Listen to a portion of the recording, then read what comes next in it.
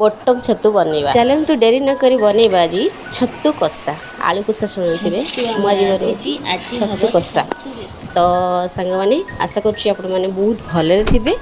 आउ चलन्तु आज बनैबा छतु कषा तो देखिले तो प्रथम छतुटा को भलसे बाछि बुछि रखिदेली हल्दी पानी पकईदेली एपटे पियाज को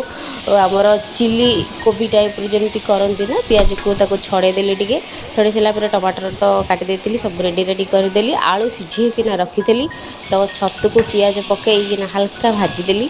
देखुए हल्का भाजी सारापर आलूटा को पकईदेली तो आलू पकई सारापर आप लंका गुंड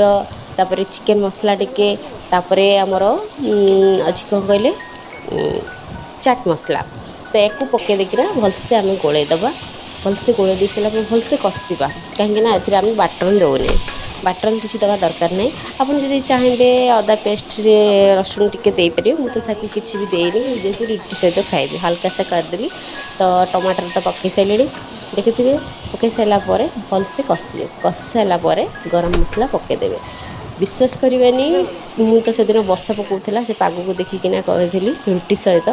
तो आपण मैंने रुटी सहित खाइबे बेस्ट आउ आम खाइलु बहुत भल लगे आउ जब वीडियो भल लगी लाइक शेयर सब्सक्राइब करने जमार भी भूलें। रहुची जय जगन्नाथ।